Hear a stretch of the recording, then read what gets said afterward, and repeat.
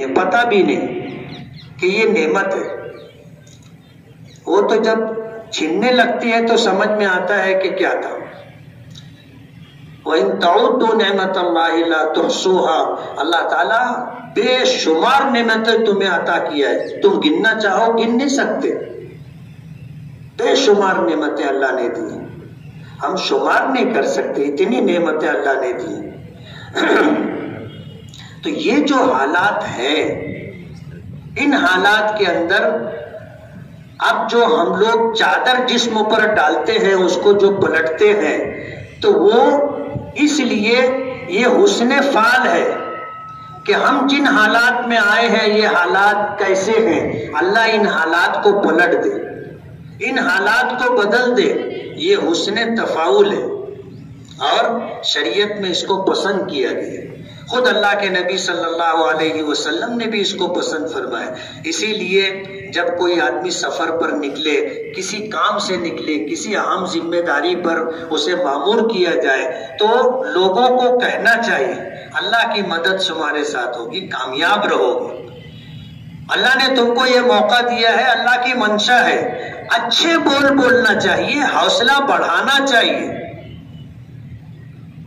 اور یہ کہ تم نے جو کام شروع کیا, اچھا کیا, آپ نے 2 رکعت نماز پڑھ کے کام شروع کیا, اچھا کیا, صدقہ دے رہے ہو, یہ حسن تفاعل ہے. تو چادر کا پلٹنا بھی یہ حسن تفاعل سے تعلق رکھتا ہے. اللہ کے نبی صلی اللہ علیہ وسلم نے یہ جو طریقہ ہمیں عطا کیا ہے, آپ اللہ کے نبی تھے اور اپنی مرضی سے کچھ نہیں کرتے تھے, جو کرتے تھے, جو کہتے تھے اللہ پاک کے حکم سے. تو یہ اللہ کی منشا ہے. پہلے دن بارش نہیں ہوئی, مایوس نہیں ہونا چاہیے, اس پر کوئی نگیٹو تبصرہ نہیں کرنا چاہیے. دوسرے دن نماز پڑھی ہم نے, اللہ کی مرضی نہیں تھی, بارش نہیں ہوئی, حالانکہ کل جو موسم بنا تھا عصر کے وقت عصر کے بعد ایسا گمان تھا کہ انشاءاللہ زوردار بارش ہوگی, اللہ کی مرضی. آج ہم پھر آئے ہیں. 3 دن نماز استسقاء پڑھنا چاہیے. جس دن نماز استسقاء کا فیصلہ لیا گیا تو میٹنگ میں یہ بات آئی تھی کہ ہم 3 دن کا اعلان کر رہے ہیں. ہونا یہ چاہیے کہ ہم نے آج کل نماز پڑھنی ہے, یہ فیصلہ کر لیا. بارش نہیں ہوگی تو وہی اعلان کر دیں گے کہ بارش نہیں ہوگی تو کل, بارش نہیں ہوگی تو وہاں تیسرے دن. ہم نے کہا تھا کہ بھائی یہ جو بھی آپ تحریر دے, اعلان کریں, اس میں خدا نہ خواستہ کا لفظ بڑھا کر کے کہ بھئی پہلے دن ہم نماز پڑھیں گے, خدا نہ خواستہ بارش نہیں ہوئی دوسرے دن پڑھیں گے, دوسرے دن پڑھیں, خدا نہ خواستہ بارش نہیں ہوئی تیسرے دن پڑھیں گے. اس سلسلے میں کچھ لوگوں نے فون کر کے کہا بھی کہ 3 دن کا کیوں اعلان کر دیے, تم کو یقینی نہیں ہے کہ پہلے دن نماز پڑھیں گے تو بارش ہوگی, تم کو خود ہی بھروسہ نہیں ہے کہ تم دوسرے دن نماز پڑھو گے تو بارش نہیں ہوگی. ان کو میں یہ بتانا چاہتا ہوں کہ علماء نے لکھا ہے کہ نماز استسقاء 3 دن پڑھنا مستحب ہے. اب اگر جمعیت علماء اور شہر کے ذمہ دار علماء نے بیٹھ کر کے اگر یہ فیصلہ کیا تو اس پر کوئی نگیٹو تبصرہ کرنا اچھی عادت نہیں. جیسے کسی نے کہا کہ ابھی استسقاء کی کیا ضرورت تھی, ابھی تو بارش کا 2 مہینہ باقی ہے, ابھی ایسے حالات نہیں ہیں, جانور بھوکے نہیں مر رہے, جانور پیاسے نہیں مر رہے, ابھی ہم کو پانی مل رہا ہے, ہم نہا بھی رہے ہیں, کپڑے بھی دھو رہے ہیں, سڑک بھی دھو رہے ہیں, گاڑی بھی دھو رہے ہیں, ابھی کہاں استسقاء کی ضرورت. اب ظاہر بات ہے موسم گزر جائے گا پھر آپ نماز استسقاء پڑھو گے تو یہ برابر ہے کیا؟ بے موسم کی بارش بھی بہت تکلیف دیتی ہے, بے موسم کی بارش بھی بہت تکلیف دے رہتی ہے.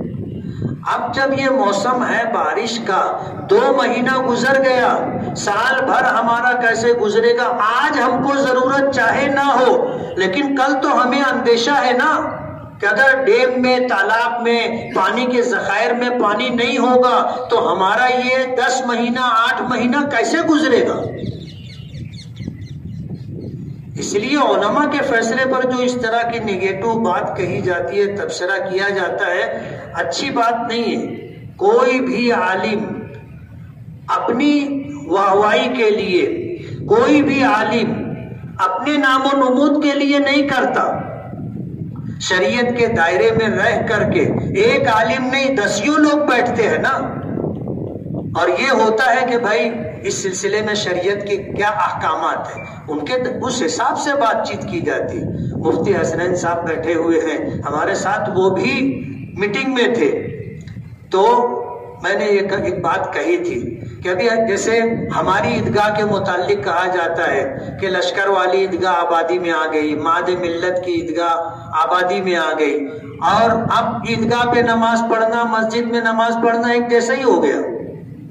ان کو یہ نہیں سمجھنا چاہیے کہ یہ کھلی ہوئی جگہ ہے، مسجد کے اوپر چھت ہوتی ہے کہ عمارت ہوتی ہے، کھلی ہوئی جگہ ہے۔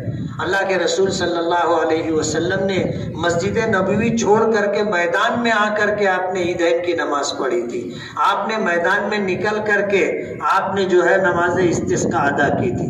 تو میں نے مفتی صاحب سے کہا تھا کہ ایسا تو نہیں ہوگا کہ کل کوئی یہ کہے کہ بھائی جنگل میں جا کے نماز پڑھنا تھا، جنگل میں جا کے نماز پڑھنا تھا۔ تو ہم نے عیدگاہ پر نماز ادا کر لی، آج ہم لوگ آ گئے ہیں، آبادی کے باہر ہیں، منہ بند ہو جائے گا کہنے والوں کا، آبادی کے باہر ہے۔ ہم جو شریعت کے احکامات کے پیش نظر کر سکتے ہیں وہ کر رہے ہیں، وہ کر رہے ہیں۔ ہمیں نماز کو عنوان نہیں بنانا چاہیے، مذاق نہیں بنانا چاہیے، دعا کو مذاق نہیں بنانا چاہیے۔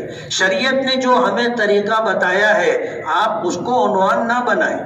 ہم گناہ پر بات کرتے ہیں، ہم گنہگار کو کچھ نہیں کہتے۔ ابھی جیسے دعاؤں میں یا بیان میں چوری کی شناعت یا شراب پینے کی، نشہ کرنے کی شناعت اگر بیان کی گئی تو ظاہر بات ہے یہ بات تو کہی جائے گی نا۔ ہم کسی کو یہ نہیں کہہ رہے کہ تو چور ہے، ہم تو یہ کہہ رہے ہیں کہ اگر آپ بجلی چوری کرتے ہو تو یہ غلط ہے، ہم یہ کہتے ہیں کہ تم پانی چوری کرتے ہو یہ غلط ہے۔ تو اس میں کون سی خرابی ہے؟ لوگوں نے اس کو بھی عنوان بنا لیا۔ آپ زنا کریں، آپ شراب پئیں، آپ جوا کھیلیں، آپ ماں باپ کی بے عزتی کریں، آپ پڑوسیوں کے ساتھ برا سلوک کریں، اور پھر یہ چاہیں کہ کوئی آپ کو بولے بھی نہ، روکے ٹوکے بھی نہ۔ ہونا تو یہ چاہیے، ایک مسلمان کی ذمہ داری ہے، من رأى منکم منکرا فلیغیرہ بیدہ، تم میں سے کوئی آدمی برائی کو دیکھے تو اس کو ہاتھ سے روکے، طاقت سے روکے۔ اور پھر فرمایا کہ اگر ہاتھ سے طاقت سے روکنے کی پوزیشن نہیں ہے تو زبان سے اس کو برا بھلا کہو کہ یہ غلط ہے، نہیں ہونا چاہیے۔ اور اگر یہ بھی نہیں کر سکتے تو اسے دل میں برا سمجھو، دل میں برا سمجھو کہ چوری تو چوری ہے، نشہ کرنا تو نشہ کرنا ہے، زنا کرنا تو زنا کرنا ہے، جوا کھیلنا تو جوا کھیلنا ہے، یہ غلط ہے، اسے دل میں برا سمجھو۔ اب آپ جو ہے ان چیزوں کو دل میں برا بھی نہیں سمجھیں گے تو ابو داؤد شریف کی روایت ہے کہ وَلَيْسَ وَرَاءَ ذَلِكَ مِنَ الْإِيمَانِ، کہ جب آدمی اس حالت پر آ جائے کہ اب برائی کو برا بھی نہیں سمجھتا تو اس کے پاس ایمان نہیں ہے۔ اور یہ میں میری بات نہیں کہہ رہا ہوں، کسی مفتی کا فتویٰ نہیں، بلکہ سرکار دو عالم صلی اللہ علیہ وسلم کا فرمان ہے۔ آپ نے فرمایا کہ اگر برائی کو ہاتھوں سے نہیں روک سکتے، زبان سے نہیں منع کر سکتے، دل میں بھی تم اس کو برا نہیں سمجھ رہے ہو، تب وَلَيْسَ وَرَاءَ ذَلِكَ مِنَ الْإِيمَانِ، اس حالت کے بعد پھر ایمان باقی نہیں رہتا۔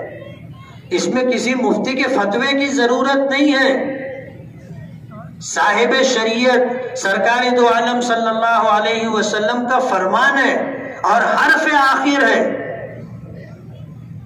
اس لیے علماء کو تنقید کا نشانہ بنانا اور ان احکامات کو جو شریعت نے ہمیں عطا کیے ہیں اس کا مذاق اڑانا، اس کا استہزاء کرنا بہت سنگین بات ہے، یہ بات نہیں ہونی چاہیے۔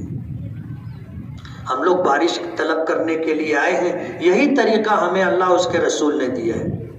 اور وہ ہمارا خالق ہے، ہم مخلوق ہیں، وہ ہمارا مالک ہے، ہم مملوک ہیں، وہ ہمارا رب ہے اور اس کی ربوبیت میں ہم جی رہے ہیں۔ ہم وہی کریں گے جو ہمارا رب چاہے گا، ہم وہی کریں گے جو ہمارے نبی نے ہمیں دیا ہے، کوئی اور طریقہ ہم اختیار نہیں کر سکتے۔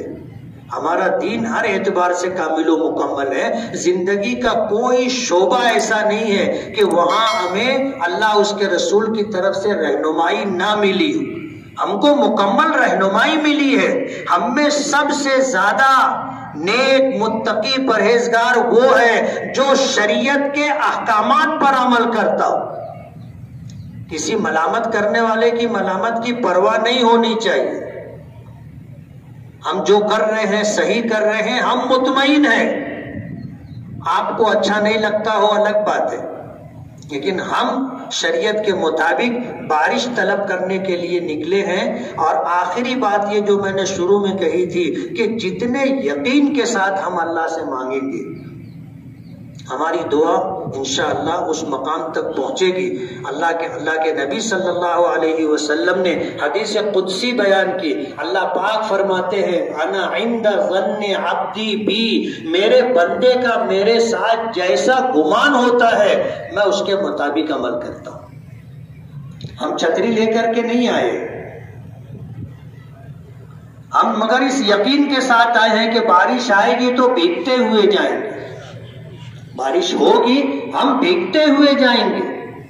یہ یقین رکھ کر کے آپ مانگو، انشاءاللہ بارش ہوگی۔ اور کوئی بھی دعا کسی بھی مسلمان کی اللہ رد نہیں کرتے، رد نہیں کرتے، اللہ قبول کرتے۔ پھر جو مانگو وہ مل جائے، جو مانگا اگر وہ نہیں ملا اس کے بدلے میں اللہ کوئی بہتر چیز عطا کریں گے۔ اور اگر ایسا بھی نہیں ہوا تو ہماری دعا رائگاں اور بیکار نہیں ہے، بلاؤں مصیبتوں کے ٹالنے کا سبب ہے۔ اور تیسرا درجہ اللہ کے یہاں یہ دعا ذخیرہ ہوگی اور کل قیامت کے دن ہمیں نیکیوں کی شکل میں ملے گی۔ تو اس وقت دنیا میں دعا کرنے والے یہ تمنا کریں گے کہ ہم نے جو مانگا تھا دنیا میں نہیں ملا ہوتا، اس کے بدلے میں کچھ نہ ملا ہوتا۔ آج ہمیں سب سے زیادہ ضرورت ہے اس وقت جو ہے، آج وہ دعائیں ہمیں نیکیوں کے شکل میں مل رہی ہیں۔ کاش ساری دعا آج کے دن ہمیں نیکیوں کی شکل میں مل جاتی تو ہمارا تو بیڑا پار ہو جاتا۔ اس لیے مایوس نہیں ہونا ہے۔ ہم مانگ رہے ہیں، ہر حال میں ہماری دعا قبول ہے۔ جو مانگے ہیں انشاءاللہ وہ ملے گا۔ اللہ کی حکمت و مصلحت سے اللہ اس سے بہتر کچھ دینا چاہے، اللہ بہتر جانتا ہے، ورنہ ہمارا یہ مانگنا رائگاں اور بیکار نہیں ہے، اللہ کے یہاں خزانے میں جمع ہے، کل قیامت کے دن ہمیں نیکیوں کی شکل میں ملے گا۔ اور اس میں بھی کوئی جھجک اور شرم نہیں ہونی چاہیے کہ دعا میں آدمی روئے۔ مجھ کو کچھ لوگ بولنے لگے مفتی صاحب تھوڑا سا نا ایسا احساس ہوتا ہے ابھی میں روؤں گا تو آزو بازو والے لوگ دیکھیں گے۔ ارے دیکھنے دو نا، تم نہیں رو رہے تو بھی تو لوگ تم دیکھ رہے نا کہ کتنے پتھر دل ہو، تم کو رونا ہی نہیں آ رہا ہے۔ ہمیں رونا چاہیے۔